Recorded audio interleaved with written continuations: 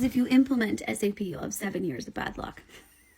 But honestly, what is 600 million in 7 years of work these days? So the irony about Lidl and their massive SAP implementation failure is that their standardization is really what took down their compatibility for the system. So let's break it down. Before we go into it, we don't do this to shit all over other businesses. We do this so that we can take these learnings from these massive failures and figure out how technology implementation can be successful for your business. Lidl is a European-based discount supermarket chain. It's similar to Aldi here in North America.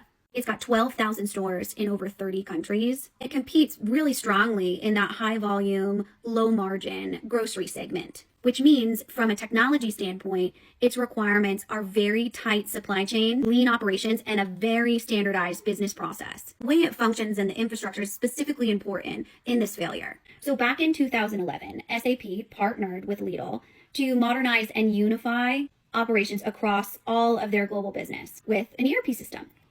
Sound familiar? The project was called Elwis, which roughly translated means Lidl Merchandise Management System. I won't even try and pronounce the German way because you die of secondhand embarrassment.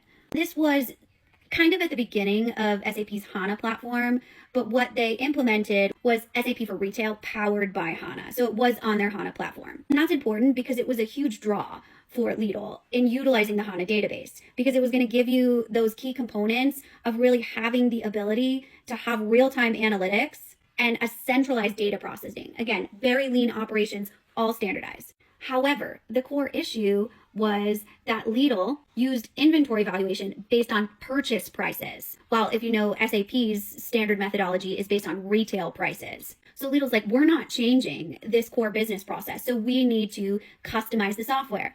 Tell me you implemented a software without asking IT, without telling me. Obviously, this was incredibly expensive and created this huge requirements gap while introducing a bunch of complexity to the overall system. I see this happen all the time with SAP's systems. You bend it so hard that you break it, and it's not what it's supposed to be in its core system. They did this implementation for 7 years. Ultimately, in 2018, they had spent so much money, they completely abandoned the SAP implementation, which is absolutely insane, and went back to their legacy system, which was an in-house developed merchandise management system called Vavi. Besides completely mismatching their requirements, what else was wrong with this? They outsourced almost their entire implementation to consultants and system integrators, which made it crazy expensive. Their SI was KSP, and then they had a ton of contractors, very expensive. If you work SAP, you know how much those bill per hour for those specific customizations and the troubleshooting. Another huge expense, and people don't often understand, is that licensing and maintenance. So from the day you sign that contract, the licensing and those subscriptions start, right? It's not like this starts when it's implemented. No, you're paying those licensing fees the entire time, whether you're using the system or not. One thing I truly don't understand about this story, and maybe you guys do, is that they didn't catch this fundamental issue between purchase price and retail price in the pilots they did in, I think it was the US, Ireland, and maybe Austria, but for some reason, those weren't fully tested and not caught before they did the full rollout. So obviously, this is going to lead to a lot of core change and adoption issues because nobody knew how to work this totally customized software. So middle managers had no idea how to get their teams to use it, thus everyone hated it. And that's the story when you don't involve end users from the very beginning. I think the moral of the story is absolutely critically important, especially right now. We see with the messiness of ECC to S/4HANA and the launch of the RISE platform, which really doesn't help nor solve anything. It just gives SAP the chance to sell you more things.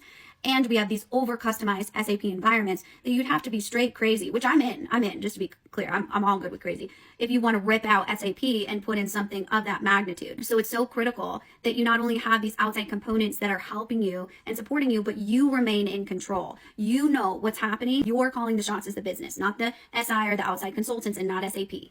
As always, I'm curious to hear your feedback on these stories because the important part, again, is not what I say, right? It's about us as a community being able to give air and light to these failures that have always been so secret and locked up because big software doesn't want you to know about them, doesn't want you to think it's possible to fail with their technology. It absolutely is. The more that we talk about it, the more that we avoid these types of critical failures in the future.